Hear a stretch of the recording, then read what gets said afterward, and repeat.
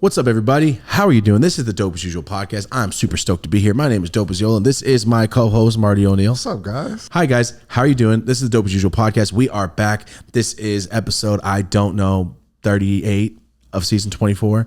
I'm not sure, but thank you for being here. We haven't been back for a solo episode in 5 weeks. We've had 5 athletes in a row. Went from having no fighters to hitting all the different categories. Bare knuckle, UFC, wrestling. You're right. Come on. You're right. Guys, thank you so much for being here. We're super stoked to be back. I'm not like we went anywhere, but like I said, solo episodes are just my favorite thing to do. I'm super stoked. And I told Marty last night, I went and watched back one of our first solo episodes. It's really wild to see how things have morphed into the show. Because before it was like just a long story time. We had handheld footage. Remember we were doing that? Yeah. It looked cool. We stopped that at like 5 episodes in because it just didn't look good. But it looked cool. But we brought it back for my birthday episode last year with Ratchet. Oh, because he was just standing here. Yeah. It was still cool, but he's... It was as if he was like on the back of like a truck that was getting chased. It wasn't a good look. He was like a Jurassic Park camera guy. So we're going to get straight into this, right into a story time. If you've heard it, awesome. If you haven't heard it, get ready. I'm not sure. I can't remember story times and seasons. I don't know. So if you haven't heard it, this is awesome. I'm super stoked. This story time, let's get straight into it. It's about to get intense. I thought about it the other day because we did a live show and I was like, oh, my sister's here. Oh, it's crazy. We get along kind of now. That's kind of cool. We used to not. So let's get straight into this story time. Marty, can we... Shireen seems so nice. To you. Sick. Oh, no, let's not do red. Yeah. Jurassic Park music. Are you ready? Get ready for story time, guys. Let's hop straight into this. This is a near-death experience. I think it's near-death experience because I thought I was going to die. But in reality, probably wasn't going to die. You'll be the judge of that. Get ready. Let's go. This story takes place when I was 12 years old, I believe. Yeah, about 11 going on 12. And if you don't know, my sister, when I was growing up, was not super stoked about me. She wasn't very nice to me. And I was small. I was always strong, but I was 4'9", ninth, or 4'10" in 9th grade. Like I was not big at all. I got a growth spurt in 10th grade and went, oh. Remember in Beauty and the Beast where he started to turn into a guy? He's just, and I was first going. That's how I felt. Just like, I'm growing up. And I got a growth spurt, right? So I went from Danny DeVito to like Carlos Mencia. Like I was little and then I'm like, oh, you're not big, but you're not little. So that's how I went, right? My sister was always the size she is right now. From 5th grade, she's been like 5'7". Never changed. Same weight, same body, same punches, same everything. She's the same person. So little me going, oh man, you don't like me? Are you gonna beat me up? Sick. That's how my whole life started. All right. So this is where we're gonna get to. I'm 12 years old. My mom is at work. My stepdad is in prison. Obviously, my stepdad was a jailbird, so he's off in prison doing his whole hanging out with his homies, basically. So he's just in prison doing his thing, and my mom's at her job. I don't remember what job. Maybe McLean's, where she like packed cigarettes. I don't remember. Me and my sister get home. We're those kids that your parents aren't home until night, and you don't see them in the morning. You know, regular family, America. You have working parents, basically. So I get home at the same time my sister gets. A little bit earlier than my sister. 'Cause she's in high school. All right, I'm still in elementary, or she's at some school. I can't remember. I know we didn't have the same schedule. I get home like any other day, waiting for it. Just if you have an older brother or sister that you know you guys argue and fight, you're just waiting for anything, right? Like ready. What's wrong with you? You just exist. You're in the wrong. Anything I did, I suck. I cannot even remember why this fight started. But I remember I'm at the house. It's probably she just took the remote from me when I was trying to watch something. You know, like, hey, let's watch something else. Versus throw you down and take the remote. It's like, yo, you can just talk to me. You don't have to just do things to me. What's wrong with you? So my sister comes home. Don't remember why we got in a fight. I just remember we started fighting. We're yelling. I'm like 12, so I'm kind of like, shut up, please. Like, I'm not there to where I'm like, get out of here. I went through puberty. I'll elbow your ass. Nothing.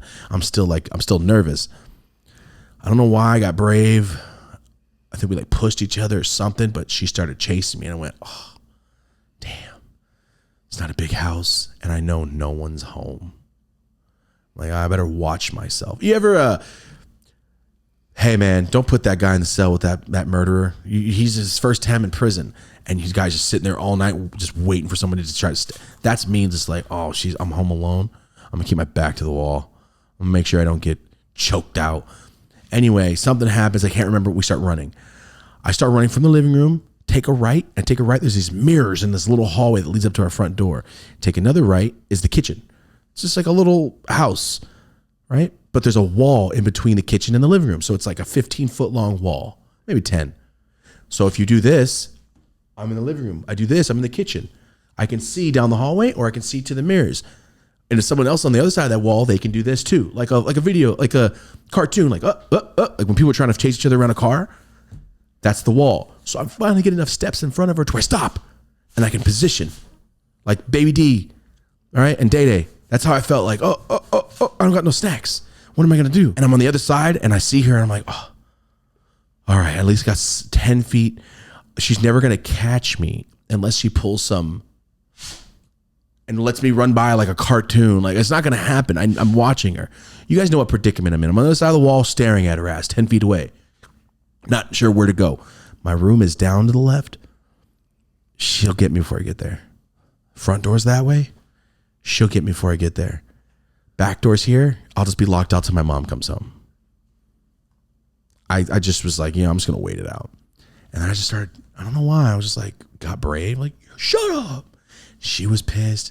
I was pissed. And she got so violently upset that she couldn't get me. I don't know what came over her. I have never asked her in person. I probably should, but I've never asked her in person why she got so upset. This started grabbing the knives out of the kitchen block. It's like on that side. I wasn't a fart. It was my friend coughing. Sorry. Right in the middle of this quiet part. My bad. So she grabs a knife and I'm like, what are you cooking? Not for me, right? Oh, that's for me? And she pulls out 2 of them. I'm like, that's a bread knife. That's just going to hurt. That's a butcher knife. That's what murderers use. She ain't going to stab me. And I'm on the other side of the wall like, shut up. Shut up. You ain't going to do nothing. And in my head, like, she's going to kill me. And I'm just trying to be brave. Like, maybe she'll back down. Or maybe she won't. And I'm staring at her and I'm like, shut up. And then she just does this and throws the knife at me. As she's cocking her hand back, I'm like, yeah, right.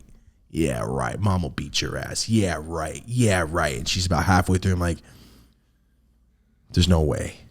And she's right here. I'm like, she ain't gonna let go. And as she lets go, I'm like, it's not gonna really fly, is it? And it flies and just go, she has bad arm, bad form. She had no dad. It flies right by me. I just go, oh. And then we had a little kitchen table right behind me. I remember it flew over it. And I look at her and I go, and I just start cussing, are you fucking serious? Are you kidding me? And then she throws another one. And when she threw the other one, it stuck in the wall, but not like ding, it went and fell. You know, where like the tip of the knife, she threw it hard enough and well enough for the tip of the knife to penetrate the wall and fall straight down. You know what I'm saying? When you're throwing a knife against a tree and he almost sticks and it falls down. Not one of these. It just went and fell. She nicked the wall. And I remember thinking, bitch, are you serious? And I grabbed a knife right out of the drawer. Ha! And I had one. And I'm thinking, I hope she thinks I'll stab her, because I'm not going to stab her. There's no amount of hate in the world that I'm going to stab my sister with this knife. That's insane. Like, I'll let you stab me first. And then you'll feel bad and stop stabbing me, I hope, because I just can't do it. I'm not going to do it. It's just, I'm supposed to do this to people trying to hurt you, not to, like, I still had a moral conscience of like, hey man, this is your sister. I know she just threw that shit fast though. So I grabbed it and I was like, I'll stab your ass. And she's like, I'll fucking kill you. I'm like, are you kidding? The whole time, I'm like, for what? This is when PJ's Projects was still out. Eddie Murphy's claymation show. That's around the time this happened. I remember it perfectly. So she has the knife, and I'm screaming at the top of my lungs. Forgot to tell you, the whole time, I'm screaming at the top of my lungs, stop! And I was yelling help when she started throwing them, because I'm like, dude, there's no one here. No one's going to help. I'm just going to make an effort to yell. So I'm sitting there screaming, stop! And I have the knife, and then she starts bolting toward me in the kitchen. So I start running around, and I'm like, I hope to God she didn't stop and go the other way like a cartoon. Because I can't see. There's no way to tell. Unless I hear feet stamp. I'm scared. I'm running. My heart's beating. I'm sweating. And she chases me, and I book it right out the door, close it, and I run around the block with a knife in my hand. No shoes on, running around the block. Queen Circle, right there in Merced. All right. I wait it out. I go back in for after an hour, and she's like calm or something. Maybe she's in her room. I don't know. I just know I go to my room, I lock the fucking door. My God, I made it. No lie, I checked my closet to make sure she wasn't in there waiting for my ass with a knife. Something I shouldn't have to worry about when I'm 12 years old. Anyway, I screamed for 25 minutes straight to get away from me because I didn't know what to do. Next day I come home. All right, all good, right? Nobody got in trouble. My mom doesn't know. I didn't tell my mom. What am I going to tell her? Shereen tried to stab me. Hey, Shereen, don't do that. Now she hates me more. No, I'm not going to do it. I come home. The next day, my mom got off early. As my breath went out of my body as I opened the door, I just smacks and yells and screaming. And I'm like, why? And my sister's there already, and my mom's smacking her.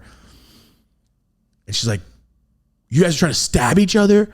And I thought, where's the camera? How do you know this? Were you home, bitch? You didn't help me? I thought of how'd you know? Were you here? You let it happen? She goes, why, when I got out of my car in the driveway, did the neighbor come to me and say, he came by yesterday and saw, because he heard screaming, blood-curdling screaming from our house. So he went to the kitchen window and looked in and saw Shereen trying to stab me. Didn't help me. Can you point that out? This grown man went and snitched on me the next day. Didn't check on me. Didn't help. I ran by his house with a knife in my hand, screaming. He snitched on me, but didn't bother to help. Never got out of my mind. My mom grounded both of us. I didn't do anything. I defended if this was jail, I don't go to jail. It's self-defense. This bitch is the one trying to stab me. So anyway, my neighbor came and snitched on me. My mom smacked the shit out of us. And that was it. And there's another story, the PlayStation story, but you guys have heard that story, I'm pretty sure. But that's the second to last time my sister ever tried me. Because the next time I stone cold stunned her ass into the ground. Not for real, but I pile drivered her into the ground, and she realized oh, puberty hit. I'm done. And that was the last time my sister ever tried to punch me or swing on me or do anything to me ever again. Not that story, the next story. But yeah, she didn't kill me. I'm here. But yeah, he snitched on me. Isn't that crazy? Why did he come on and look if he wasn't? Because he thought someone was getting stabbed and hurt, like I was about to, and he didn't knock, didn't ring the doorbell, didn't say, hey, stop. What's the point of going? Saw it, went, these little brown kids. Might be two less brown kids. And then he walked out, and they just told on us. That's it. That's pretty weak. Very weak. He was like a 75-year-old white man. How long was your sister on the ground for after you DT'd her? Or no, that was the different one when she stomped my PlayStation into pieces because she wanted to watch something. Mm-hmm. No, I dipped her on her back hard as I wanted to. I didn't do it super hard because I was like, oh, bitch, I'm so strong. What are you doing now? It's like a year after this incident, and I held her hands onto her chest for about 15 minutes, and I was smacking her forehead and her cheeks, holding her cheeks, smacking her face like this. It was the most incredible moment of my life. Like, as I realized, like, I'm one-arming your whole body. You see it now. Like, you can't do anything to me. Like, what is she going to do? That's the time she really almost stabbed me, and John saved my life. She swiped at me 2 times in my stomach, and she almost caught me twice. That was the only time I was like, wow, I'm really going to get stabbed to death. This sucks. Knife scared the shit out of me. Especially after that. Oh, God. But yeah, no, my Uncle John saved the day. What would her response to all this be now? Good question. Great question. Like, why were you so mad at me? I didn't really do anything. Was she like stabbing people at school or some shit? My sister's soft as hell. Okay. But mean to me. But can't beat me up. So who's she going to be mean to? It's over. Her reign of terror. Miss Trunchbull ran away and to never be seen again. So she was just nice after that? No, she's never been nice. She knows not to test anything ever again. I remember I was like 21. I don't think I've ever said this. I was like 25 at my, no, I was with Rosie. Yeah, I was like 25. I don't remember what my sister, it was Christmas. And then I don't know what it was. We were all drinking and she said something. I can't remember what she said to me, but I remember looking at her like, I truly don't like you. That was so, why are you, and I remember I was like, why are you so fucking mean to me? And she said something. I'm like, get the fuck out of my house. It was like 2 a.m. It was like, I don't care where you go. Get out of my house. And she started walking out of the house, and I don't know what came over me. I just ran and I drop kicked her as hard as I possibly could in the back, and she flew into my yard. Dropped everything she had. Didn't help her up. I watched her and looked at her, and she looked, what the hell? I go, don't talk to me ever again unless you're going to be nice to me. And we didn't talk for like 2.5 years. Damn. Nope. I don't know what came over me. I'm like, I can't hit her. I'm an adult. And I was like, you know what? That's my brother, basically. I'm going to go kick her right in the back. And I jumped up as hard as I could, and I kicked her. Landed right on my own back, hard. Yes, I have no balance, apparently. I jumped up with 1 foot, and I kicked her. Like you're booting a door in? No, hard. I saw her body go whiplash. She flew down my hill of a yard. Right on her chest, dropped everything she had. It was really mean, actually. I felt terrible after. But I remember I looked at her and I don't care. And I walked back in. I didn't talk to her for like 2 years. I remember it was just like Christmas and we were doing something and she said something so mean. I'm like, but for what? I literally didn't say anything to you. Like unprovoked, like just like. It's okay to do stuff like that when people are mean to you. And it's not like, oh, you're being a dick. No, you're being mean to me. Like a bully would. I'm going to punch you in your face. Yeah. That's how I felt. I was like, no, I can't. I was like, get out of my house. And then Rosie's like, calm down. Like, get out of my house right now or I'm going to pick you up and I'm going to throw you out. And she's like, oh, shit, yeah, you can't do that. All right, I'll get out. A kid just tried Cam like this. He grabbed Cam by the throat, I guess, during a football game. Like, on some prisoner stuff. Like, something happened where the boys were like getting in each other's faces and he like grabbed Cam and Cam just clean kicked him in the balls off top. Good. The kid went home crying. Good. After he tried to grab you in the throat. What an entitled move. Right? That's some jail shit. Like that's that's the entitlement of a child. Like who grabs by the throat as a child? Kind of insane. Yeah. That guy squeezes kittens and it would have never dawned on me to try to grab a kid by the throat as a kid. Never. You're either going to like tackle him or punch him in the face or something. Grab him by the throat that's some jail stuff. Yeah. That's weird. Yeah. Grab by the throat. He's seen someone do that before. Yeah. Ugh. I'm all hot, all pissed off. Did your stepdad do that move, that real quick, like, you know, that little throat jab they do? You ever seen that? My stepdad? No. My stepdad was too scary for that. Just beyond that type of thing. I never seen him fight in my life. I never seen him get pissed off, except that one time at that Hell's Angel dude when he stole took the guy's motorcycle from him. I'd never seen him mad before. But my Uncle John I told you the story of my Uncle John. My Uncle John's like 5 years younger. My Aunt Pepper, my mom's sister, is about 10 years younger than my mom.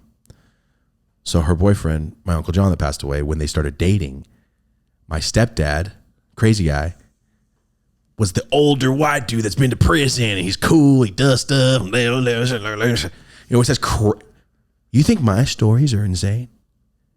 The stories that this man has told me, I go, you're a liar. There was an ongoing joke with me and John. Every time my stepdad would do something about a fight, go, and then I went, wham! And then this guy came out and went, "Blam!" And he was like a hick. So he'd go, "Blam!" He'd always say, "Blam!" all the time, like a catchphrase. And then he tried to stab me and I took it out and went, "Bam!" I'm like, so our catchphrase was like, "Oh, I picked up a train, bam!" Because like all his stories are so unbelievable. They're probably true. They're probably true. And I think they are true because John came back to me and goes, I don't think he's lying about anything. It was, I talked about this as a Christmas. My stepdad was trying to get a good job. He was working for construction. He has 17 felonies. It's really hard to get a job. He started working construction for his dad, for his friend's mom's new boyfriend, owned a construction company on some Jerry Springer Hicks shit. But he's a Mexican guy. And he's looking at these white tweakers like, I don't got to pay you nothing. What are you going to do about it? He sees a white tweaker. So it was like the day before Christmas. And I remember when my stepdad got on the phone. Hey, pick up my check, blah, blah. And I could see him. All right, I'll see you in a minute. I was like, whoa, what the was that? And he just goes, I'll be back. He goes, John, come with me. And I go, what's going on here? And I hear him talk to my mom. I don't know what the guy's problem. Some people are just ruthless, man. Some people are just mean and ruthless for no reason. He's like, yeah, I can remember, like, oh, it's Christmas. Like, can I get the check now? Because he'd worked for like a month straight. And the guy says, I don't care about you, your family, or your Christmas. And hung up on him. And when he was saying that, my stepdad was like, all right, I'll be right there. And I just remember they came back and my stepdad had no shirt on over his shoulder, walking in like Jean-Claude Van Damme. And I look at John, and John's like this. And he's like, come here. And he tells me, he's like, he's not lying. I go, are you shitting me? He's telling the truth about his stories? He goes, I've never seen that in my life. I go, what happened? Apparently, my stepdad's friend, his mom and the husband, they own the construction company, or the new boyfriend. She comes out because she knows my stepdad's a menace and tries to calm him down because she heard what he said on the phone to my stepdad. This Mexican dude's got like a nice truck. He's got a construction company. I think he thinks he's just cool. He came out cussing, and John's not going to lie to me. He said my stepdad didn't say a word. Jumped up and roundhouse kicked him right in the face. My stepdad's a ninja. I've told you many times. He said he jumped up and Bruce Lee roundhouse kicked him in the face. He hit the ground, started bleeding. He said he grabbed him by his hair and then just started punching his face until he was asleep. And then the guy woke up and called the cops. And the mom knows, like, you're going to send who back to jail? I'm not involved in this. Like, this is my son's best friend and I'm not being involved in him going to prison. Like, do you know what's going to happen to you? You send him back to... Oh, sorry, I get all shaky. I get all weird feeling. So he's dialed in with a bunch of... He's a member. Like, what else are you going to do about it? He's a murderer.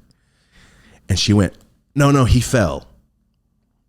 So the cops left. Like, he got drunk and fell on his face. That's what the wife said? About her to her husband to the cops so they would leave and not arrest my stepdad. Damn. And then John's like, yeah, he's not lying. The Dads Against Predators, dude. If they could have only did a collab. Oh, sorry, I'm all sweating my ass off. Every time I talk about like arrests, I get all hot. Yeah. Look at this. Yeah, your face. Every single time, dude, I get like my whole back just gets sweaty. Okay, sorry. Anyway, he's like, yeah, he's not lying. He jumped up and kicked the guy in the face. He was like a real roundhouse. So I'm like, wow. You don't even see that in UFC. Because I've seen my stepdad work out. I've seen him do stuff. I've seen him do kicks and stretches. And it's like when Bruce Lee's waking up. He does the hold the legs, puts his chest to the knees, kicks over his head to stretch. Like, he's a menace. He's scary, man. And that just don't go to prison. Because you know what that guy has to live for? Not a thing. You know what he lives for? Being the most badass. That's all it is. Like being badass. That's all that you have in jail when you come out to 17 felonies. What are you really going to do? Not a thing. Do we know what got him put away for good? No, I never asked. I never even talked. No, I'm not gonna reach out. Thank you. I'm not reaching out to that guy. No thanks. Now it'll just be I would not feel safe. Ugh, that's weird. I wonder if he has any concept of like what happened to you later in life. Tweaker. Tweakers go on Facebook and stuff? No, not like that. Not like that. Yeah, what a trip, man. There's so many stories. There's yeah. So that guy's a trip. Wow. We just went into a bunch of different stories. Okay, here we go. What's up, guys? Taking a moment from these stories to talk about one of our sponsors, and that's MyBookie. Football season's here. Marty's excited. And tonight, in a couple hours, is the first Monday Night Football of the year. Jets and Niners. I love Aaron Rodgers, but I'm going for the Niners 100%. I'm from California. And whether you're going for the Niners or the Jets, if you're going to be betting, make sure it's at MyBookie. You can click the link below, and that's going to go straight to our site. That's going to go to all the sponsors. Click MyBookie. You're going to see the discount code. It goes straight to it. It's direct link. So what you're going to want to do, if you don't click that, and you go to MyBookie, use our code DOPE as usual at checkout, and they're going to match you. We are running a deal with MyBookie right now. If you bet $500, they're going to match you $500. You bet $5, they'll match you $5. If you bet $1,000, they're going to match you $1,000. Listen to what I'm saying. They're going to match any bet, any dollar amount, all the way up to $1,000. They're also going to give you a $10 casino chip because why? MyBookie's not only about betting on sports and fights. You can also do a live casino. Yes, you can be in Florida or Kentucky, and you can still be in Vegas from your own phone. UFC 306 is here. If you're going to bet on the coolest sports event in history at the Sphere, UFC 306, make sure it's with MyBookie. All right. Thank you guys so much. Back to the episode. Hey, what's up, guys? What are you doing September 21st? Me, I'm going to be in Santa Rosa, California at Hall of Flowers getting wrecked. I'm just saying unbiasedly, it's the best event that's out right now. 300 plus brands. There's going to be a speaking stage so you can actually learn. Live glass blowing demos. There's going to be games and last time I went, there was carnival rides. There was a hall of art from prisoners of Canada. People that are actively in prison for Canada are doing art and they're auctioning it off there for them to help pay for lawyers, to help for commissary. What an awesome addition to a weed fest. But on top of all that, it is just a fun time. I'm excited to be there. It's September 21st. I'm going to be speaking on a panel there. I will announce the time soon. You can go booth to booth. All the brands you've ever seen online are going to be there. Look at the website. Go to hallofflowers.com is what you're going to want to do and buy tickets. September 21st. Don't miss out. hallofflowers.com. Buy your tickets now. I will be there September 21st doing the panel. Like I said, I'll be roaming around. I just want to go. So after the panel, I'm just going to be hanging out and smoking weed. So if you see me, say hi. We should also ask the fans a couple questions here. Yes, so we should. We had highly requested that everybody want a timestamp. So if you'll notice in the description, we got timestamps going in these episodes now. And I'm going to go back and re-timestamp the old episodes too. You're going to see fresh thumbnails on these episodes also. Now, we've also thrown a whole new episode into the mix every week and all this other content on Unrestricted. So we were thinking about changing up the schedule a little bit too. And wanted to get everybody's feedback on it. Reason being, just for our workflow, really, because we like the idea of being in the place on Monday to kind of make Monday cool. We really do like that. But also, it doesn't give us any real time to promote the episode at all. Because you're not looking at our page on Saturday and Sunday. You're having fun. Saturday and Sundays don't really work on social media. We're still editing the episode, usually kind of leading up to it. So if we were able to promote the episode Monday and Tuesday, drop it on Wednesday, maybe drop the Unrestricted on Monday because it's far less editing and promoting. We're not putting out all these clips. Just a thought. So the thought process is we used to post at 5 o'clock every single Monday. And then what happened? Monday Night Football started. And Marty and I were like, I got to do the premiere. I'm trying to watch this game. And then I thought, if we're thinking that, everybody is. Everyone's thinking that watches football. So we moved it to 12:30. But what does 12:30 do? That's 12:30. People are at school. People are at work. It's lunchtime. They only catch a little bit of the show. And then they got to go back to work. Or it's 3:30 and people just get off of work or off of school in the East Coast. And what do you do when you get off school? You're not just going to go home and watch podcasts. You're going to go do something. You just got off of school. You just got off of work. So it was kind of like, are people going to watch us on their drive home? That's a very small niche of people. So we moved it to 12:30. And then to reiterate what Marty said, all right, it's Monday morning. Episode comes out 12:30. Me and Marty can promote the show for 3 hours only. What if you don't look at your phone Monday morning? Which most people don't. They're starting their work week and their school week. They got kids back to school. And when if we start promoting it on Wednesday or Thursday, Friday, by the time Monday rolls around, it's almost like it's an old episode. It's an old episode already. because Saturday and Sunday, you're like, ready? If we dropped the Ric Flair pictures on Friday, what do you say? Drop it now. Oh, we got to wait till Monday? What happens on the weekend? People ask you when you get back to work, what did you do this weekend? What did I do this weekend? Oh, yeah. Saturday I did this. Sunday, I just hung out, and then here we are. You're not going to go, Friday, I saw the Ric Flair post. Can't wait for the Monday episode. Like, nobody's going to remember that 2 days later. But if it's Monday morning and you get a Ric Flair clip going, Ric Flair episode? When's it drop? Wednesday? I got something to look forward to during the work week. That's how I see it more of. And most people are like, well, Monday morning, it helps me. It's super boring. We were thinking about just doing the unrestricted. I know a lot of people are like, well, it's paid. I get that. But Monday will still be there. I think it will work better for us to promote our own stuff on Wednesday. We can just drop it midweek. And it's kind of like, look at this. We're going to do Thursday and it goes, but that's the end of the week. I know when I went to school, I'm like, it's Thursday morning. Let's go. I have to do half a day of work, half-ass. Then tomorrow's Friday. Awesome. But if it's Wednesday, you're going to go, oh, it's Tuesday. Mm-hmm. Tuesday's the worst day of the week. You're like, are you kidding me? I still got how many days left of school? We're like, oh, it's Tuesday. Tomorrow's a podcast. And then what? Thursday, Friday. And then you're done. Yeah. I think it might be even more hyped up. Something not to be overlooked, like the Unrestricted. If you love the solo episodes, the Unrestricted is what you really want to kick your week off with. Because it's truly what you're signed up for when you started liking this show. Plus, we got music going. We got the reefer going off top. Crazy. We got, like, it's going to be intense every time, basically. Yeah, but to say what you said, like, this is what you signed up for when you got the show. And I know some of you are like, but why can't you just do that on the show? We just can't, man. We had our meeting with YouTube. Oh, let's talk about it. We had a meeting with YouTube. We had a meeting at YouTube with YouTube for a rep for partners to tell us what we're doing wrong. They straight up said, well, you're smoking weed constantly. And I go, okay, well, we can dial it down a little bit. We don't smoke all. No one has ever said, yo, I love that episode. The joint you smoked looked great. Well, last Unrestricted they did because that's different. That's different. That's a hash hole golden. Nobody ever said like, damn, dude, I really love the joint you smoked during that episode with Mario Lopez. Uh-huh. No, they go, damn, that Mario Lopez episode was sick. No one ever goes, damn, that joint made the show. Like, no, it doesn't work that way. So we can have a joint. Here it is. And we're smoking it like we always do.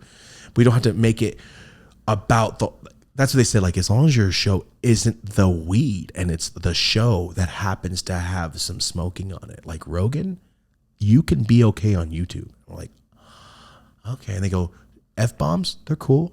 Not every 5 seconds, man. Like, that's why your episodes are restricted. I go, So here's another thing. I asked on live yesterday, the Ric Flair episode, did anyone notice anything different? The cussing was muted. Not one comment of going, did you mute the cussing? Yeah, we did. And what happened? Did not get age restricted. What happened? Fully monetized. Really helps us out. This episode's getting recommended. So what if we could duplicate that? And some people are like, you're going to change the show. No. What if we don't change the show? What if when I'm ripping the shit out of a joint 10 times, maybe 5 of them, you don't see it. You just see me blowing the smoke out. Stuff that YouTube's going to go, this is, we can work with you now. Because when they do that, our show gets bigger. So in the past year and a half, we've been seeing every single one of our numbers just get thwarted.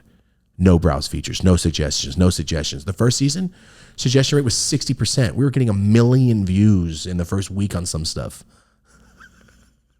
That's stupid, dude. That's crazy. And now we're like looking at the number suggested, 1%. Versus 60. We want to give YouTube what it wants, is the point. So what we're thinking about is this. Say we do this episode, and I drop an F-bomb 15 times.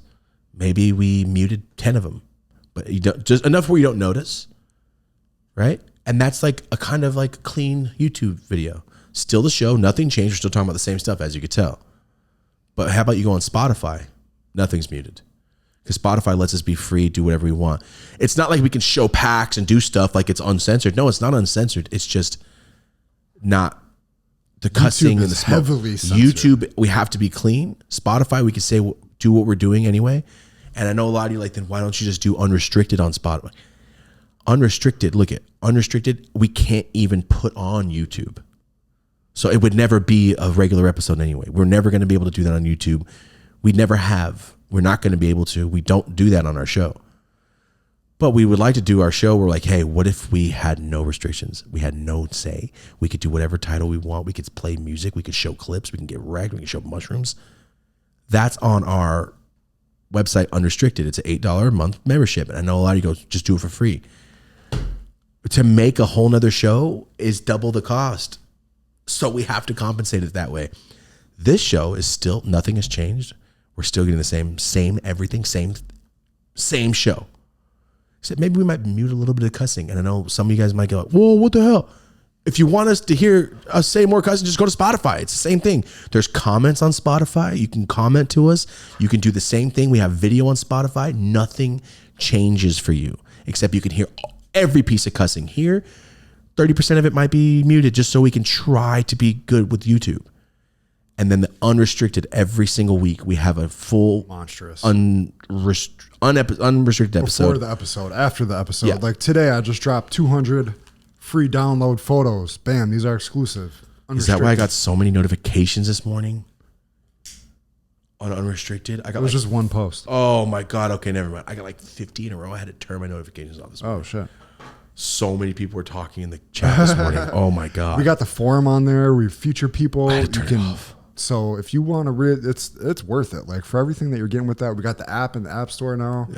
The joining Dope as usual app. Go check it out. Super simple, easy to use. You get push notifications when we drop stuff. The second we posted it yesterday, Marty got it simultaneously as I posted. He got it right on his phone's notification. But it's the home base for if you want that rough ride, you want us not having to worry about it, us doing what we do, just unfiltered. That's what the point of the website is. Yes, but YouTube, nothing changes. It's the same show, same everything. We want to get it so big to where we can. What if we didn't premiere on YouTube and we premiere on our own site for free? Nothing changes except we can now not have to censor anything. And then the Unrestricted is like 100% crazy ass stuff. Yeah. But we're not there yet. We still need we need YouTube's help. YouTube's the biggest platform, especially for podcasts. So we're still going to do our thing. We're just trying to play to their part. So guys, if you hear me going, oh man, this stupid was just making me upset. Like, oh, did you say bitch? But you believed it? I did. But also YouTube recommended us and we got 800,000 more views on this episode. Help us, man. Because it's really annoying to see it just like, oh, restricted. So that's what we're doing. We want to move to Wednesday. We would love to move to Wednesday. But we're asking you guys, we could just change it. It's our show. We do whatever we want. But you guys are part of the show too. So we want to include you. We want to get your feedback. What do you guys think? What do you want to do? Do you like moving to Wednesday? I think it's something to look forward to. The weekend, you're already happy. Mm-hmm. You're already stoked. And then right in the middle of the week, you get our show. And some people are like, yo, I want to start off with Monday and be I get it. But for us, we get no hours to promote. Mm-hmm. If we could post a clip the day before. Yeah, we're trying to get real scheduled. I'm trying to avoid having to be 7 days with it is kind of also the other thing with the weekend and stuff. So I think, yeah, for us. We're trying, guys. But you'd still have that Unrestricted on Mondays. We'll see. We also, now that we got all the new websites launched and this live thing done and everything done, we could think about maybe addressing that new intro too. Yes. Our live show, we'll get into that later, but Marty and I are finally like, our brains are back. So excited.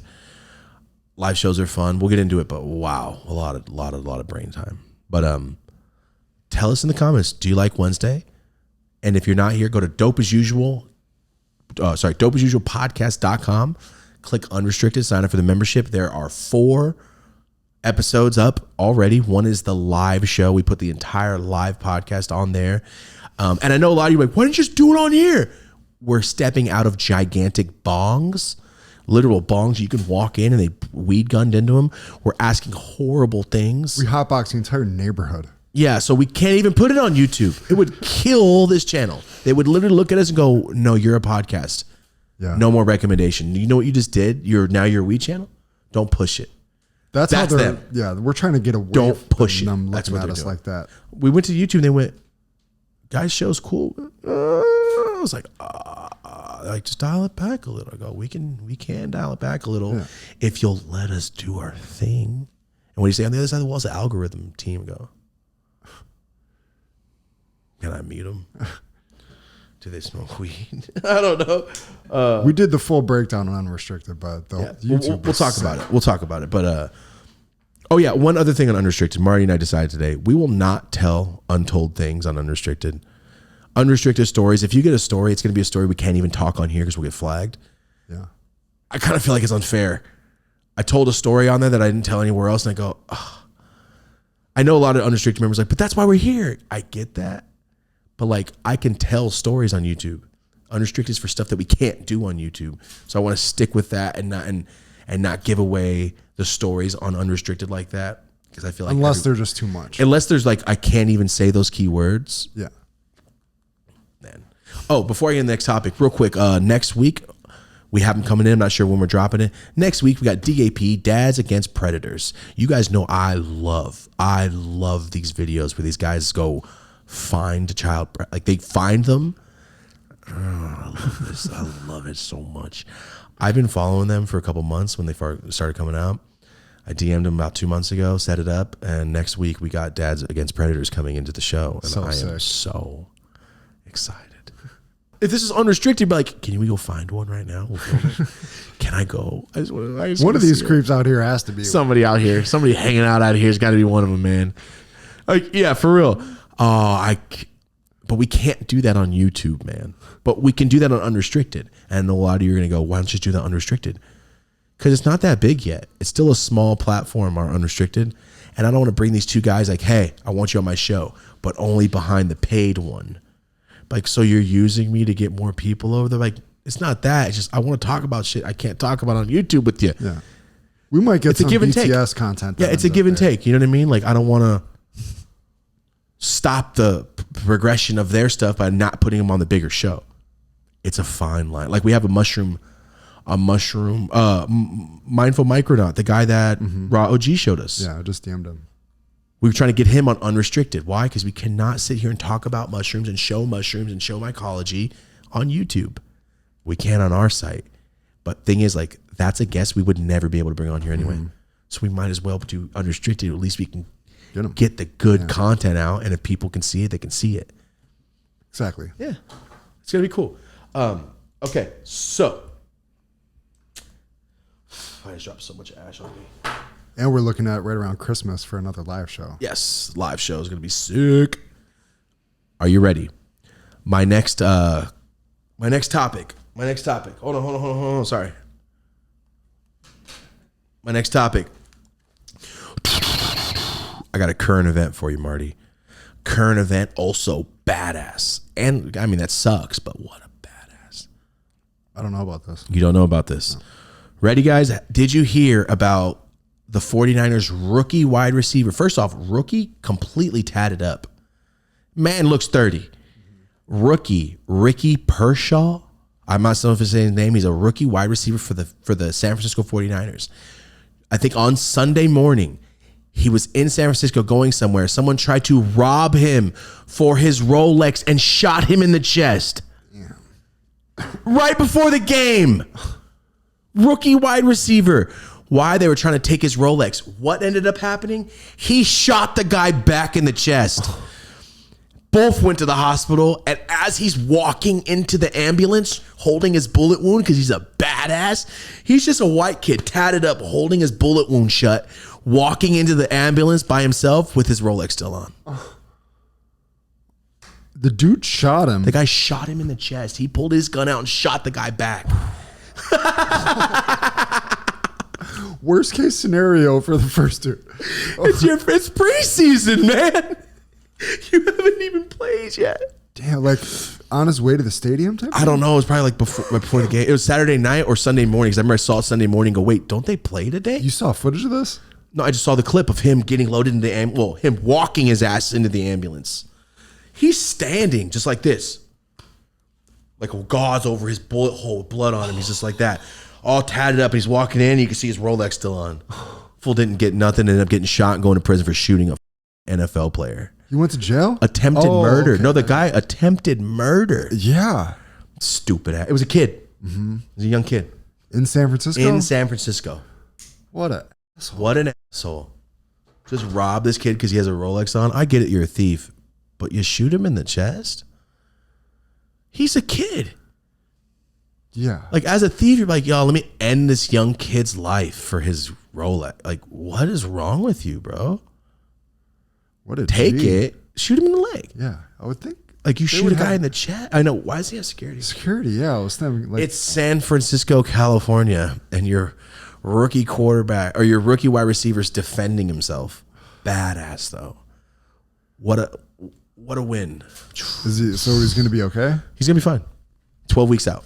He missed his whole first rookie season because he got shot in the chest and took it. What a badass story, dude. I just saw, I went, no, there's no way I'm letting this one go by.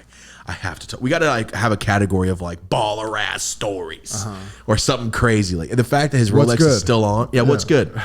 But it's not what's good because he got shot in the chest. Yeah, but he lived. Yeah, he did. It's like, it's one of those like best case scenario in a horrible situation type stories. Best case scenario, dude. To take a bullet in the chest and then give one back. Mm-hmm.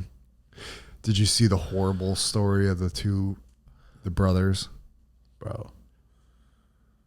I saw that. I just can't even imagine. Like, that's probably second worst case scenario of all time. It's up there.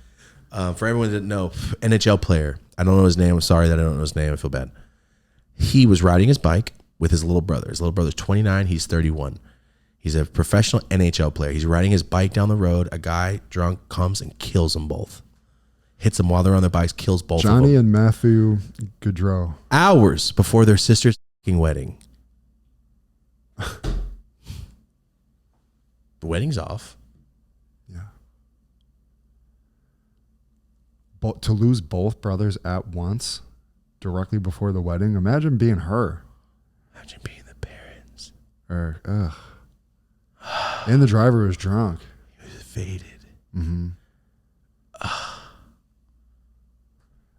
Stuff like that. That's why I saw the story and I go, that's so sad. And it goes, and it gets worse. And I go, how? And then it showed the pictures, like they were both groomsmen in the wedding hours later. Like, hold on. First off, what a badass to be like, yo, I got to do a wedding today. Let me go work out. Yeah, let's get my fitness in first. Yeah, that's true. Jesus Christ, dude. Why couldn't they run through the like Skid Row or something? I'm not saying all homeless people deserve to die. I'm just saying if they're going to run somebody over, the kid on his way up in the NHL with his little brother, right. That's right. I'm sorry for the trade-off I just gave you guys, but damn. I just traded lives and souls. Take them. I didn't mean that. I'm sorry. I did mean it, but I didn't mean it to be mean. Yeah, really sad. Super sad. I can't think of a worse thing. Besides everyone dying on the way to this, right. You know? Like Kill Bill wedding. Worst case scenario. Yes. Or one time, me and Rosie are leaving Merced, going to my mom's in Madera. I'm getting off my sister's a terrible driver. I'm getting off. I was just talking to my dad about this. I was getting off the freeway, taking a left, going down the rural ass road, about to cross the last off ramp on the other side. So I'm going to go by. And as I go by this big hill, there's an off ramp coming from the opposite side of the freeway. People stop there. It's an off ramp. You're supposed to stop. I'm driving. And this car almost T-bones me. Doesn't stop. And I like swerve out of the way, and then it's my sister. She missed the exit. She's going to my mom's house with my brother in the car. She's trying to T-bone you. She almost T-boned us with all my mom's kids in both cars. I just thought of like, look at this idiot. Oh my God. Are you it's you? And then when I got to the house, you almost hit me. Like, what? I go, you didn't even notice? Oh God. You almost killed. Bad driver. Well, speaking of which, bad driver. I went full private detective, and that insurance company flipped him around twice, and now they're paying for my whole goddamn accident. Oh, after the last time we talked about, that was on Unrestricted. Yeah. They tried to tell Marty that it was his fault, even though he got T-boned on a red. There was no footage of it, so like they were just like, sorry. Oh, that's why. Yeah, they were like, oh, you don't got footage. You know, I had to. It turned into a part-time job for me trying to. I can't open that. Work this. Between going back and forth with them and going back and forth with the dude from the accident. I'm texting him in Spanish. I'm calling him, talking to him. And, you know what I mean? Like trying to, because he was like lying to the insurance company. So I had to fully go all the way in. Are you kidding me? It's got to be easier. There's got to be an easier way. But anyway, yeah, I was able to get the dude from the scene to talk to the insurance company. They flipped that thing around and full coverage. You're fully covered. Nice. Yeah, it's like $1,000. Dude, what is happening? Thank you, Marty. What happened? It was you had to like pry it, lift it up to get it over. Oh, I was just pulling. That was stupid. Okay. So let's get off this death topic of these. That's sad. You ready? Marty, can you go to our notes? I have another little thing I want to talk about. Guys, like I said, for the solo episodes, I want to plan them out like I did season 1. Sometimes we come in here and just start riffing. I need to have a little bit of structure so I can go, we're riffing. Oh, yeah, my topic I wanted to talk about. Because then sometimes it'll be after the show and go, I didn't even bring it up. All right. So we got on Ricky Pershaw. Hopefully you catch a bunch of catches in season season. Jesus. Week 13. Because he'll be back week 13. Epic. Are you going to care about the Packers at all this year? No. I'll watch football. I just don't care to put my energy into it like that anymore. We gotta start betting. We gotta really like start betting our own money on my bookie. What it is Sunday's the only day where I'm not like doing a bunch of stuff and I'm like, do I really want to sit here for 5 hours or do I want to watch highlights on YouTube tonight? Yeah. Well, that's because they do a great NFL. Yeah. If you guys don't want to watch the game, just go to NFL YouTube and they put a highlight reel of every game. It's only positive yards over 4, interceptions, sacks, tackles, runbacks. There's no downtime. Every game is 12 minutes. That's great. That's amazing. It's incredible. If it's overtime, it's 15. Like, that's all I need, dude. Give me the highlight reel. That's all I want. Let's get into this next topic. Ooh. Okay. So, guys, this next topic I've been noticing for about 5.5 months now, and I know a lot of you too. When the online cannabis community started, it was on Instagram. It was solely on Instagram. It was nowhere else. Instagram has thwarted everyone's growth. You can't do anything with the weed culture right now unless you got an in with somebody. I don't know how. Right now, the entire weed community, the whole cannabis community, the industry, for at least for online, has moved to Twitter. I don't know if you know that. If everyone out there right now, if you do weed stuff, get on Twitter. Be nice though. If you got weed stuff, get on Twitter now because it's not called X. This fool keeps doing this in the background. It's not. He loves Elon Musk. Terrible name. Sounds like a Elon Musk. No, what was he saying? Shut up, Trent. Damn. What was I talking about? Oh, we content creators. Twitter's where it's at. All right. There's a lot of stuff going on. You can show your nugs. You can show your smoking. You can do review. If you do reviews, you can just cut them down, put them on Twitter. You can go up to an hour-long videos. Do people watch things longer than a couple seconds on Twitter? I don't. Oh, no. Up to like 3 minutes, I will. I ain't watching a full documentary on Twitter, probably. I don't think I will. Yeah. But say you do weed reviews. Chop a 5-minute clip, put on Twitter. Start building it up there. You can, today's nug smells like this, smokes like this, rating that, blah, blah, blah. Here's a clip of you smoking it. This is your rating. You can be that. You can be that person. There's nobody out there giving like cool rating. There's no like cool rating show. I think you can do that on Twitter. If you like to make funny stuff, you can do that on Twitter too. It's uncensored on Twitter. But the reason I'm bringing this up is because there's a lot of dickheads. For some reason, on Twitter, every third guy is an asshole. I don't know what it is. I don't get it. But like 45% of this cannabis community, I would not want to smoke with. So, let me just break this down. If you like make hash and you're like really good at it, that's cool. But the second you start thinking you're way cooler than everybody because of it, it's over. I won't even buy your hash anymore. I'm not saying it to a specific person because I don't really buy that much hash from other companies. I'm saying like the entitlement on Twitter is insane. Some of these fools that grow weed and make hash act like they have a baseball card. Like, you see my stats? Yeah, hash ball 2021, dog. And then they do this. You know what kind of ice I use for my hash, bro? pH this. I'm like, sick. Why are you being about it? That's what it is. Like, yo, nice car. You don't even know what this car is. Like, that's how people act. And I don't know where it came from. I just want to let you guys know. For everyone out there that acts this way on Twitter or is getting upset about this or sees this clip, everyone thinks you're lame. I don't know if you know that. The second you're not in that room, people go, ugh, God, I'm glad I muted this guy online. I'm letting you know now. You can make the best hash in the world. If you stopped, no one would be your friend because you suck. You can grow the best weed in the world. The second you start saying, well, dog, there's levels, you say levels to this, there's levels to weed. There is. This is the upper echelon. That's it. It's all about you. And if you are one of those guys, you're never going to make it. And if you're going to make it, go ahead. Totally cool. You're just going to be that guy that everyone, when he comes in, goes, oh, he showed up. All right, bro. We get it. Yeah, okay. Yeah, it burns cleaner than ours. Okay, bro. Nobody gives a shit. Like, it's the same thing with cars. The guy with the coolest car, if he's cool, he's the coolest guy in the world. Look at John Cena. He's the coolest wrestler and happens to be awesome. No one hates John Cena. If John Cena was a dick, his career would be over. And that's just what it is. I know a lot of people like, nice people, don't get far. Well, I mean, in your industry. But weed's about having fun and being cool and communal and stuff. And when people start acting like, I saw it happen in like 2016 when people started like butting heads for cannabis cups and trying to like doing dick swinging contests, and nobody gives a shit. Like, I don't know. I know you're not in this realm, but I don't really get into the dick swinging contest. No, it's weird, dude. Yeah, it's very.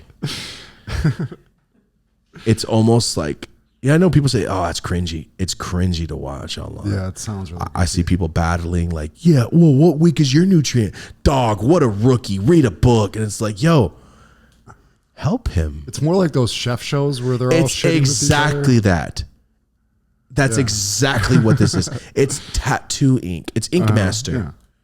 Yeah. Line works dog shit. Fool gets voted off the next week. Mm-hmm. That's what this is.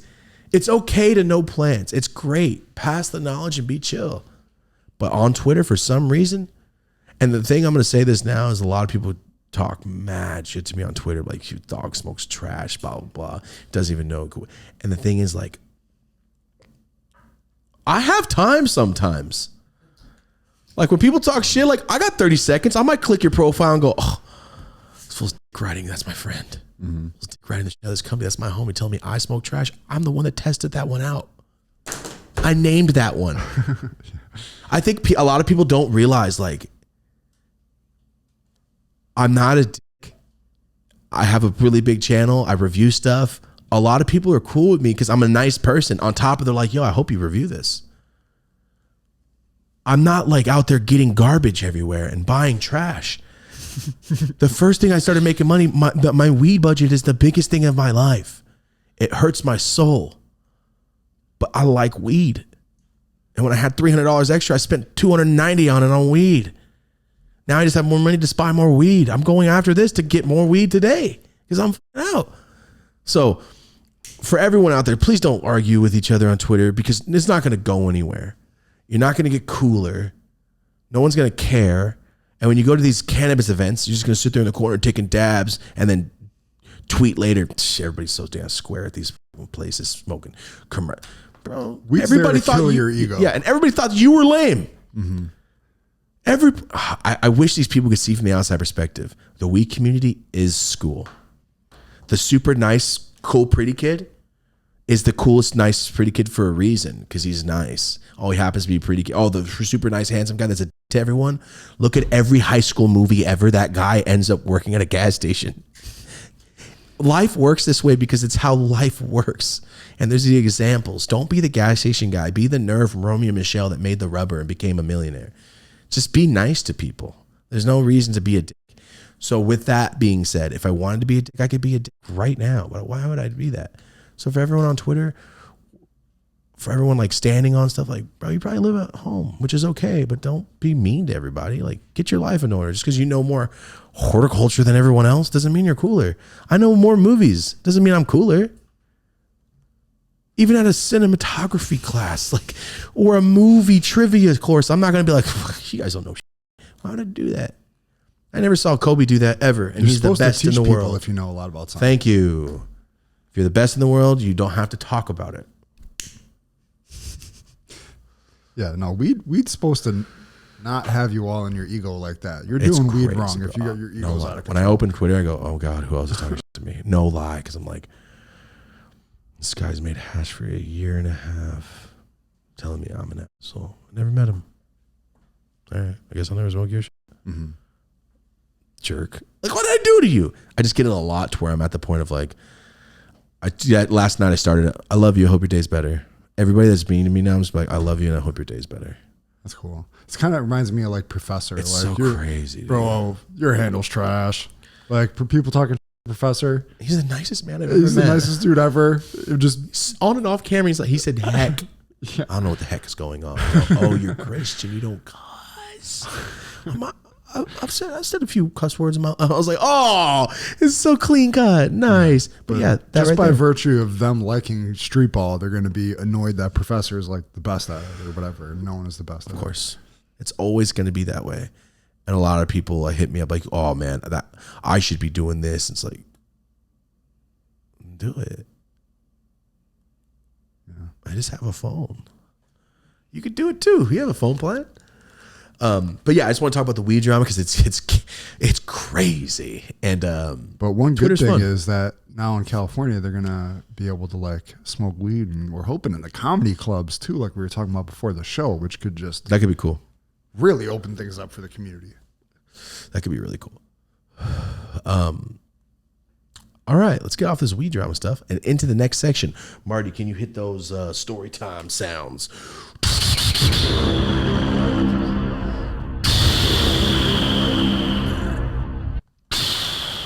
That was sick. All right, here we go. Let's get into this next story. I'm definitely gonna let that just burn. So let's smoke that. Are you ready for this? This story is one of a few stories that's not firsthand. I was not there, but I've heard this story so much in my life, and I can describe every piece of it. I've heard it from two different parties and identical verbatim. So I'm like, all right, you guys are lying. Here we go. And I only tell stories that don't involve me if they're worth it. And this one I think is just wild. So get ready. The story takes place in like 1986. All right, before I was born. My dad's always worked his whole life. He's constantly working. And before he started doing drugs, even after he started doing drugs, he had his shit together, which is crazy to say. My dad used to drive like a 1969 crazy cherry orange Challenger with a big spoiler. Kind of like the Joe Dirt car. Yeah. So my first 5 years of my life, I saw the car every day at my grandma's at the end of the driveway. That's where they kept it. But this is what happened and why it was always at the end of the driveway. My dad has four other brothers. My Uncle Jaime is a year and a half younger than him. So my Uncle Jaime is the one who moved to Oregon, started working for, all those crazy stories. Here's my Uncle Jaime. Here's my dad. My dad's a year and a half older. My dad has a stupid, sick-ass car. So what do you do when you're like a pretty kid and then you just these chicks? That's all my dad did, and my Uncle Jaime, that's all they tried to do. And then they started doing drugs, and they started banging chicks that do drugs. Nothing really changed. So my dad, I think, was 18 at the time, and him and my Uncle Jaime get faded. They live in the country. In the 70s and 80s in the country, you could just get drunk and drive to the store. Like, there's nobody out there. The cops are like, hey, be safe, get home. They all know the families. They're all farmers, truck drivers, and workers. Like, it's like a small town out there, especially back then before our hometown got bigger. So my dad told me I used to just to drive around, get faded, go to parties, get faded, go to, sounds great. And a Challenger, a cherry Challenger, yeah, it sounds pretty fun. It sounds like the any part of Dazed and Confused. Go ahead. Like just driving around classic cars, getting wrecked. Yeah, it sounds fun. So my Uncle Jaime and my dad go all the time. My dad told me this story once, and then my Uncle Jaime told me when I was working for him in Oregon, and he told me in detail. And then he showed me his scars. I'm like, oh. So my dad and my Uncle Jaime are getting wrecked. They always get messed up. My Uncle Mario is my grandma's brother, but he's 35 years younger. So he's the same age as my dad. So my dad, my Uncle Jaime, and my Uncle Mario, Uncle Mario's in the back, too faded. So he's laying down in the back, drunk as hell. My Uncle Jaime's in the front seat. My dad's driving. They're all shit-faced. So my dad tells me the story same way. I'm going to tell you my Uncle Jaime's version from his perspective. No, go my dad's perspective first. So I'm driving. My dad's driving his Challenger, going down the side of the road. There's a old overpass right near Atwater, about 5 miles from my grandma's house. It goes over where an old church used to be. Every time I drive on the diesels when I was a kid, my dad's like, that's the bridge. That's the bridge. So I remember these things. And my dad says the last thing he remembers is hitting the bridge, like going over the bridge and then waking up.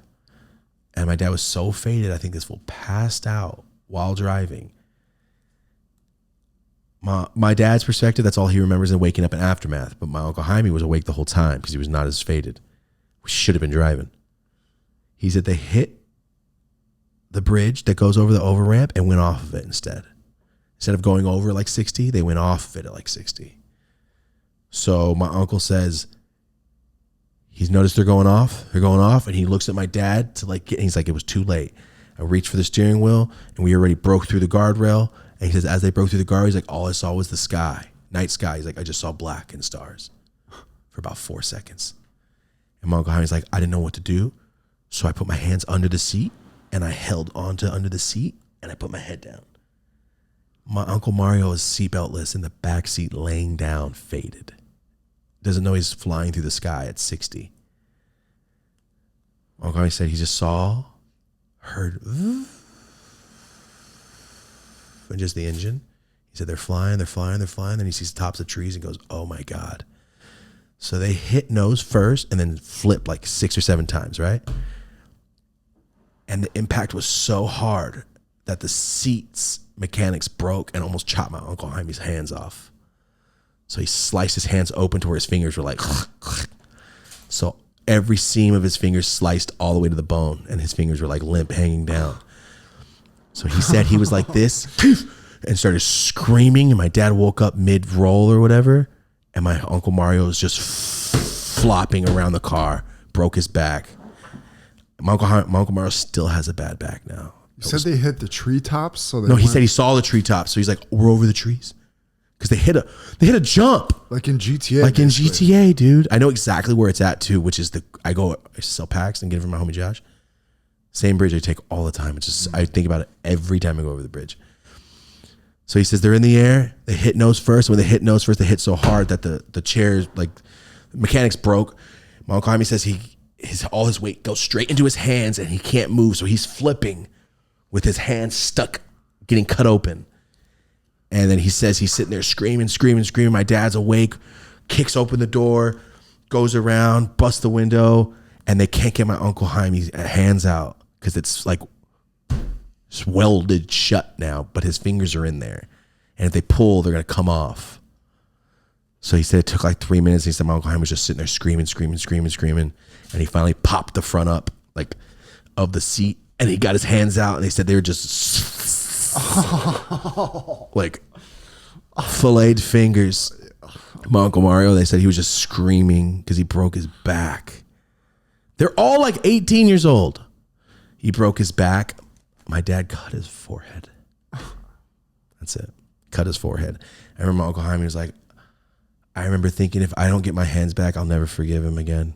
He's like my brother, but I can't forgive him for taking my hands off. And they all recovered. His hands recovered. He's a Golden Gloves boxer, my uncle. Oh, at this time, he's a boxer. Almost lost all his hands from right there. He said he was holding under it and it just went. And he said he was trying to pull and he could see the skin start to pull and rip. So he's like, my dad said he could see the skin like start to ripple because he's gonna start peeling it. Oh God. But anyway, I thought about that story. I was in Merced this weekend. So he just didn't. He was just faded and passed out. He passed out driving, and just instead of just going over the bridge and realizing is he asleep and crashed into like a field, he just went off the side of it. He hit it like a jump, and so I see this Challenger every day of my life. It's just crushed at the end of my grandma's driveway. I remember the day they took it away. I was like 5.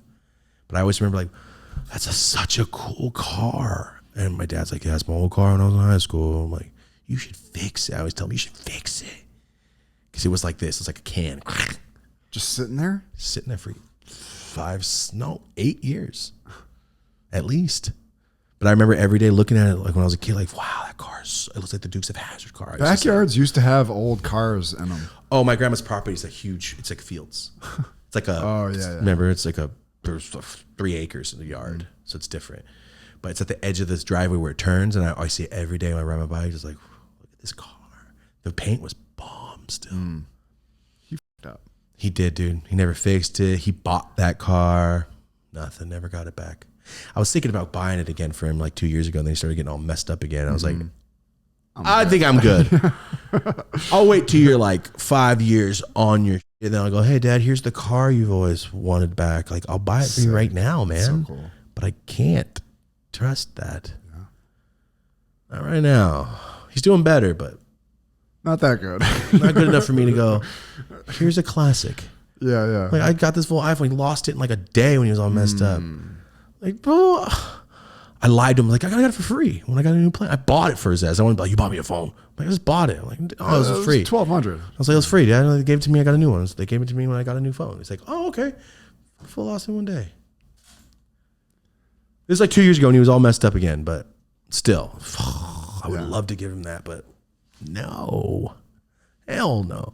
Anyway, that's the story of how my dad almost murdered my uncle's That really career. almost just made me puke. That might have been the closest. Remember when he was describing it, he was like, it was shredded. Like, he's like, you cook a hot dog, you peel the skin, like it ripples. Or when you paint and the paint gets dry and you could ripple it together, but it's still wet. He's like, it was peeling. I could see my bones. He's like, I could see my bone. It was white, but like not white like you see skeletons, he said. He's like, it's not like bright white like you see skeletons. Well, maybe it was, but he was all traumatized from it, looking at his hands falling off. So I get it. But yeah, that was a trip, dude. I don't know why I thought about that this weekend. Is your dad the type of dude to like apologize for something like that? For sure. Yeah. Thing is, if that happened to my dad, he would have been like, oh, well, there's no pain in him. He's like Westworld. My dad's like the clones from Westworld. Like a cyborg? Yeah, dude. He's like when Arnold cuts his eye in Terminator 1 and takes it out. That's my dad. I've watched him split his body open and go, oh. I've seen him go, ah, like 5 times in my life. Toothache. He had cracked tooth. I've never seen him yell in pain before. When he broke his tooth, when he flattened his foot flat, when he snapped all those bones, that hurt him. I've seen him bust his forehead completely open to the bone. Didn't even notice until I was like, Dad, you're bleeding. He goes, oh. And I was like 3 years old. I was playing whatever X-Men that when you hit him, he gets bigger and stronger. Whatever character that is. Every time you hit me, I will get stronger. I remember I watched the episode and my dad bought me a saber-tooth toy and that guy. And I'm outside. I'm throwing him in the air by the barbed wire fence.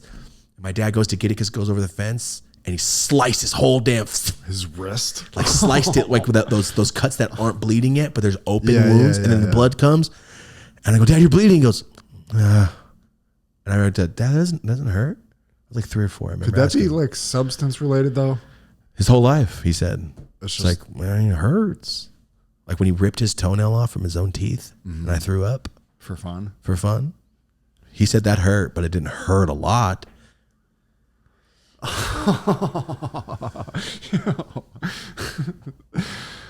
We gotta have him on Unrestricted, please. One day he's getting better. He's good right now.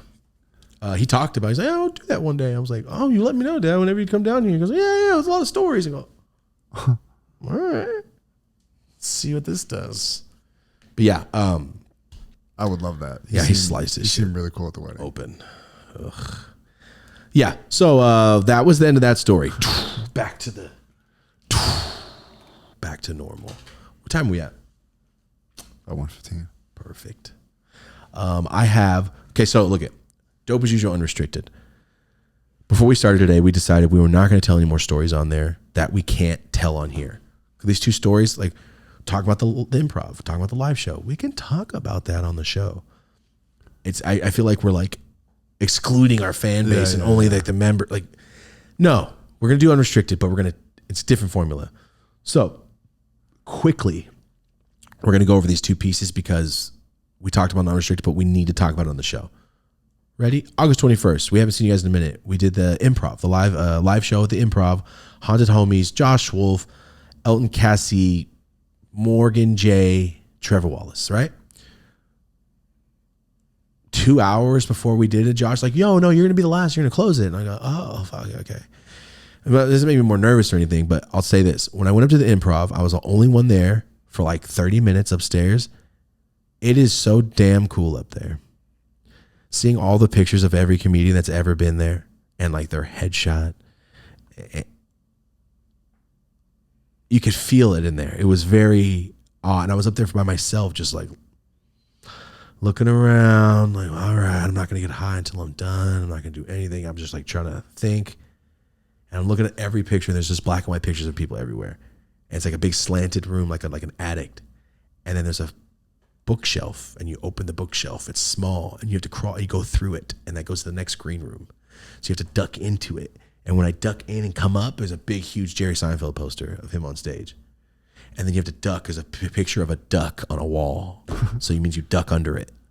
And when you duck under it, it opens to the regular green room. It's got like letters from thanks Improv, weird, blah, blah, blah. Here's a letter from so-and-so, Robin Williams pictures, blah, blah, blah. And then they have the live feed so you can watch the stage right from the green room. Or you can just do this. And there's a stage right there. Like right through the door, you can see it. But what a weird, it was a cool feeling, very odd. I'm watching, the best part about the night is I got to watch a comedy show by myself from up top in the side. I'm just staring, looking above the crowd like I have the best seat in nobody else can watch this. Like this, that's what I was more juiced about. Like I can watch people from up here. Gotta get in good with these guys. Just come watch shows from up here. I don't know. I was just thinking like this is different. I've never seen a comedy show from this angle. This is great. And I'm just looking at the crowd. I'm watching everybody, looking at like the reaction while people are doing certain things. Because I can see both sides. And I'm looking at the crowd and the performer. I'm like, let's see the way they're moving this way. I don't know. I'm just trying to study. I've never been on stage before. I'm like, okay, sick. Anyway, I'm watching it. It's my turn. I think I told Marty, not nervous at all. Don't know why. Not nervous whatsoever. Still not nervous. I'll do it right now. I almost fell flat on my face. Here's the stair. There was a fan this big.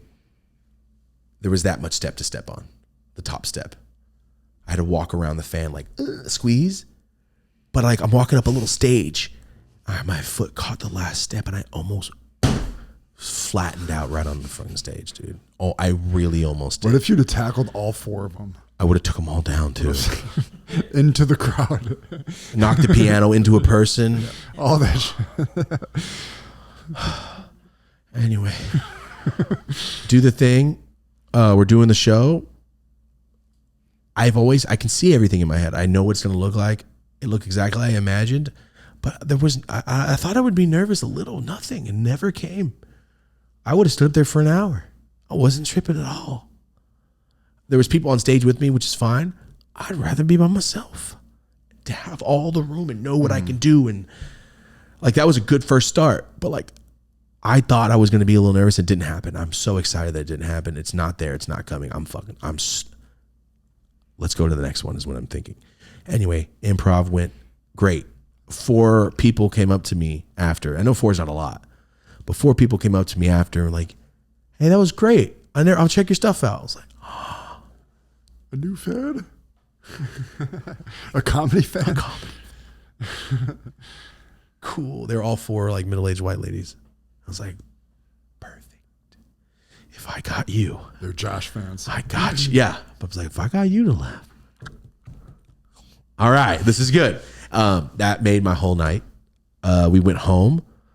A couple days later, we had the live show. So the live show, for everyone that came out to the live show, thank you so much. Cushing Comedy Fest. The inner workings was a shit show. We're not going to get too crazy into it. I will never go back to that dispensary again. We talked about it. We talked about Unrestricted. I hate. Got into hella details. I actually had Marty the next day go back and cut a bunch out because I was literally calling a lady a bitch for 30 minutes. And I thought, this is very unprofessional and I'm tripping. But I don't like that place It's a cool place. It's ran by the people that run, I don't know. Well, let's think of another place. Action Park. Remember that Action Park with Johnny Knoxville where all the kids just get broken all the time because there's no supervision and no one knows what they're doing? That's that place. That place is stupid. I'll never go back there again. You would have to think of an amount of money and then double it. I'm still not going back. I don't like it. I don't like it. The vibe sucked. Inside, every fan, everything was great. Ready? Here's us. And then go to the people that work there. Do something. It was more just like shock. Like, yeah, I wasn't mad. I was just like, don't worry. Seriously? I'll pay for it. I'll do the thing at your dispensary you're supposed to do. I'll pay for it. Don't worry about it. No, don't worry. I'll pay for all the waters for everyone in here. While you treat us like passive aggressive dog shit, basically. Yeah. Won't get too into it. Let's just say the place is ran by imbeciles. But it's okay. It's totally cool. Let them do their thing. I don't care. I'm not going to even mention the name. The show was fun. Amazing. We had a bong come out. We had a Earth come out. He makes bongs that you can stand in. Quick overlay. Over the screen, just a picture. You stand in it and hit it with a gun and it fills up. So you're in the bong, which is a very odd look. We did the live podcast. Ken Flores, Goblin, OG did so much better than I thought he did do. Like he really, yeah. We put him on the spot. Put him on the spot, and he crushed it. Did a good job. Then we had Josh and Jake Wolf come up. It went great. A couple hours passed. We hotbox fools. We hotboxed people. Literally a box on the head with a gun in it. I only lasted Ridiculous. 3 seconds. Could not. No. The hottest. It was sauna air. It was so hot. And then we did the live. The comedy, you know, Josh and Jake Wolf did their set. Marty did 10 minutes. I did 10 minutes. Yeah. That was the most fun I think I had. Mm-hmm. That was a lot of fun. It was. Well, it was intense. Just in like any time your first performance is going to be intense, but it wasn't so scary. I told you, like backstage, I actually thought of the David Diaz quotes in my head when I was like working off my nerves backstage, and I kind of got fired up and like in the moment more. Yeah, my set was new. I mean, it was just a story from my life, but I wanted to make sure I hit it exactly like I wrote it, and what I wrote was new.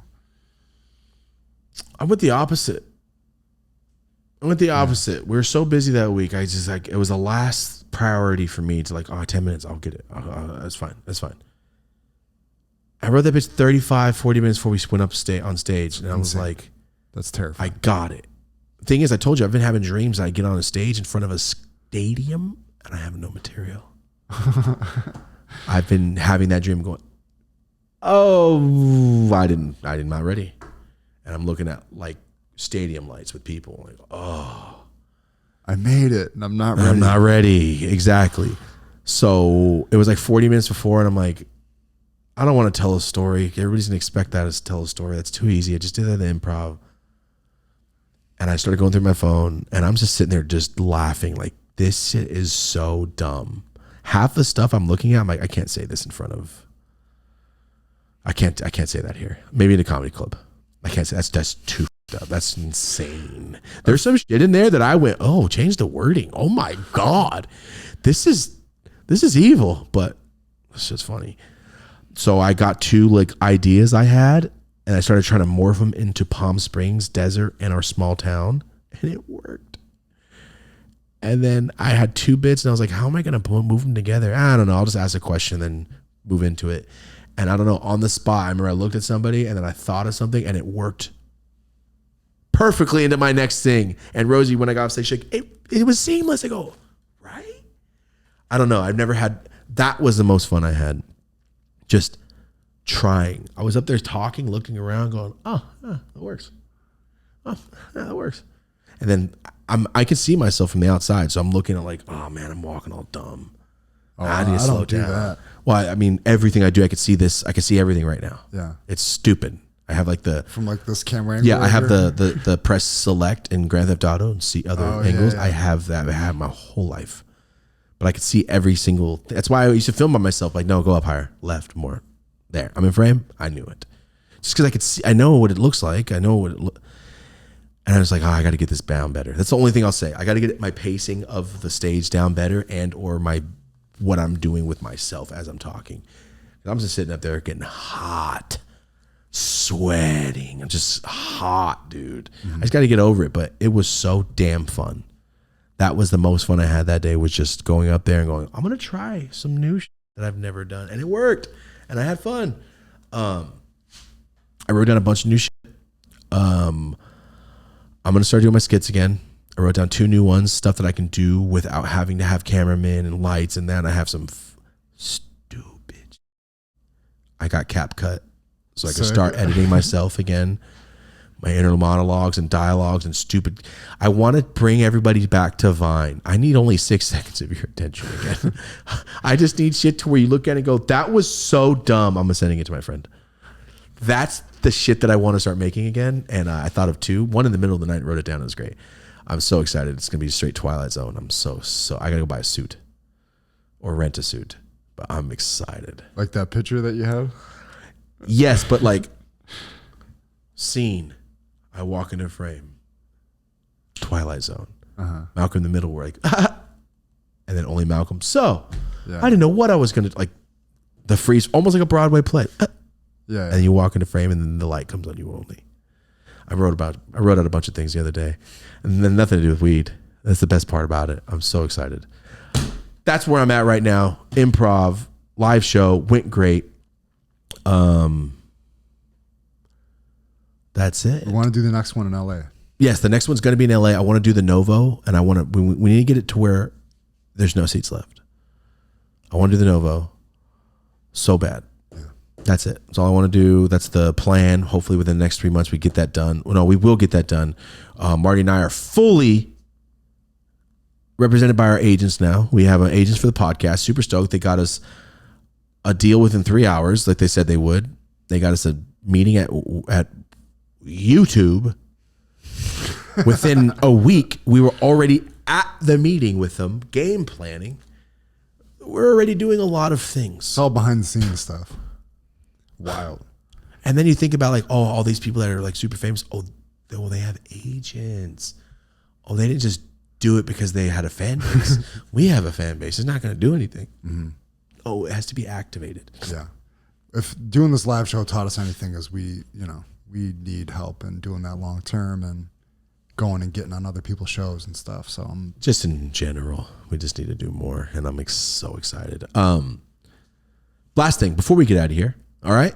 This is just a catch-up episode. I want to say thank you guys for being here and tell a couple stories and be locked in. You want to tell them who we got next week or the week after that? Because we're going to drop the Dads Against Predators, and then we got Morgan J. Yeah, then we got Morgan J, comedian Morgan J. He was hilarious. There at the Improv. So funny. That guy's funny, man. That guy's funny as hell. Like I'm telling you, I'm up top looking at everybody, and I'm just looking at reactions. And when he starts doing things, I'm looking at movement, and there's like whole lines of people. Like, oh man, that one crushed. Oh, I see it now. I get it. And then he started acting more goofy, and people were going. I'm like, oh, he saw it, and he played to it, and it kept going. And then he dialed it back and went into it. Like, oh my god, it's class clown on stage. That's what comedy is, being a class clown. And then I went and watched Ken's set last night to go with him.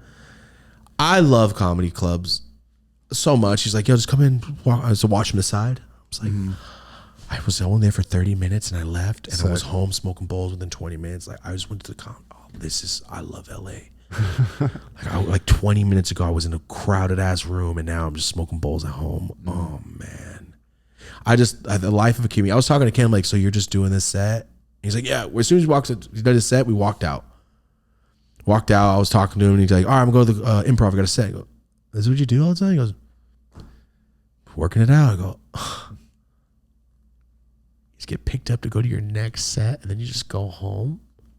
Yeah, that's wow. He's a pro. That's what he does. Not even that. Like I'm talking to Ken. We're talking about nothing. 2 seconds later, he's on stage. Shh, not people. Yeah. Like, wow, this fool just turned it on, dude.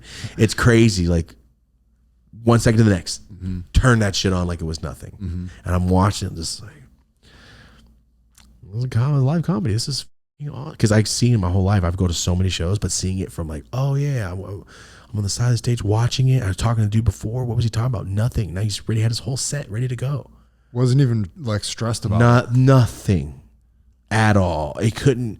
He literally pounded a buzzball with a fan at their car and then walked in. No big deal. Yeah. Nothing. It's just repetition. It was crazy to see. Okay, yeah. We got Morgan J coming. We got Dads Against Predators coming. And for now, I think that's it for now. We have more people, but let's just... The Ric Flair, the David Diaz, all super epic episodes. Ric Flair, David Diaz, Deshaun Jordan, Brandon, Deshaun, TJ Dillashaw, Brandon Buckingham, Chanel West Coast. We've had a wild run. All over the place. Yeah, the past month and a half. So last announcement before we get into this, it's underway. You guys know our brand, The Dopest. We just locked in the collab with Mike Tyson. So Tyson 2.0. We're going to have a collaboration right before the Jake Paul fight. I am stoked. And we talked about him coming on in November. So. Been working on that for about almost 4 years now. Yes, there it is. I know I'll talk about this more later. And I know a lot of people are like, what? I have a story time coming out. I squashed everything with LRG. We had a meeting. We talked. How it happened, I will tell you in story time. It'll probably come out this week. I designed the entire drop. I haven't designed clothes, fully designs, like in my head, off my own, in like 2.5 years. And it took like 15 minutes to start up. And once I got it, dude, it's like riding a bike. I got 8 designs in 45 minutes. Done, ready to go. Just thought of them up, wrote down what I was thinking, found examples, and then I explained. I should start filming me talk in these meetings because it's just like this, and it's always Zoom, so people are like, I can see their face like, I can see the LRG guys look at each other like, what the f-? I'm sitting there and like this, and kind of like, and as soon as I close my eyes, I'm going into Rain Man mode, and I'm pulling Jarvis, I'm Iron Man, and I'm like, so here and then here, and I showed him, and the guy's like, I'm a visual guy, I know exactly what you're saying when you just described it. I'm like, thank you so much for knowing what I meant. All 8 designs approved, no revisions. Damn, designed it all in under an hour, and I'm like, okay, I need to get back to the drawing board with this. I need to start doing this for Push Trees. I used to do that every day. I don't know. All I'm saying is I'm so juiced for this LRG drop because the ideas I have that we're making are very cool. I think they're so sick. Where is it going to come out? 4 shirts are going to be in Zoomies. 4 shirts are going to be on my website. 4 different shirts, 4 different shirts. That's it. We're doing a collab. You got to see the story time before like, wait, you work with LRG? I wouldn't work with nobody I didn't want to work with. Full. Fuck. Hell no. Are you doing it for the bag? Like, I'm making a bunch of money. It's a collaboration. I split the money. I make half of what I normally would make. So don't say, oh, money talk. Bro, I'll just make it myself. They're waiting on Push Trees. Yeah, I'll make the 100% of it. So don't ever say it's for the money. It's a collab. I split it. I could just make those designs for me. Also, Push Trees collab drops coming out this week or next week. We have 5 other shirts coming out, and our hats ship this week. They look sick. Let's just say it now. I think we crushed it. This is I ordered these last year. This is the NFL, not a collab, but NFL drop. I got to San Francisco, Las Vegas, LA, New York. They're so sick. I'm hyped. I've been waiting for a minute. I'm so excited for you guys to see these hats. They're baller. They're over the top. 1, 2, 3, 4. They got the joint holder. 6 hits. Yeah. 5 hits on a hat and a joint holder. With the logo on the side. Come on. Oh, and the inside taping. I got everything. They look shit took 2 years to baller. Yeah, they did. Yeah, they did. I'm really excited. But anyway, yeah, Push Trees, new Push Trees stuff's on the way. I'm super stoked. I'm sorry I'm dragging this out. Guys, thank you for being here. We really appreciate it. We talked about stories, talked about my sister damn near stabbing me. Talked about another story. I can't remember what it was. Oh, my uncle, my stepdad getting our Christmas money. And my Uncle Jaime nearly being fingerless. Yeah. Ugh. He could have just joined Slapbox League if you wanted to be a boxer so bad. All right, guys. Thank you for being here. Marty, anything else you want to say? Appreciate you guys. This past week's been Oh, amazing. I thought that was it. Appreciate you guys. This was one of the wildest past 2 weeks ever. I'm just like, feel like relief that we're past it. We're going to close out the year super, super strong. And then really by the top of the year, I feel like we're going to be in even just a different bracket from this last quarter. So that's my predictions. All right. Guys, thank you for being here. Do us a favor. Here's our Instagram. Check it out. Here's our Twitter.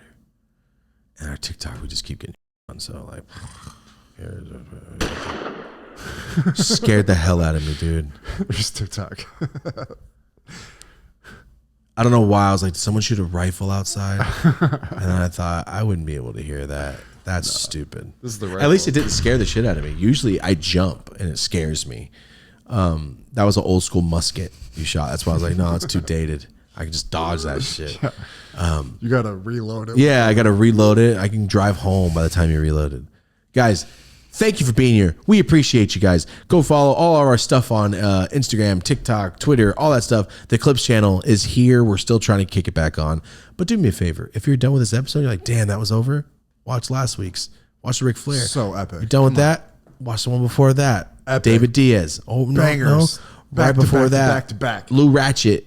And then we had Tina Dillashaw. Come on. Then we had David Diaz. Brandon Buckingham. Like, dude, we've had a lot of good guests in the past couple weeks. So check them out. Thank you guys so much for being here. We're going to hop off. We're going to do some stuff because Marty and I are about to start learning how to do lives. We're going to start doing Twitch. And all my stuff, my lives I do for an hour, just do them on Twitch now instead of just the bad quality of my webcam. Super stoked. And then after that, we're filming Unrestricted. So thank you guys for being here. We appreciate you. Dope as usual podcast.com for all information. Guys, thank you for being here. From Marty and I, this has been the Dope as Usual podcast. Have a dope ass day. Tight. Nice. Tight episode. Nice.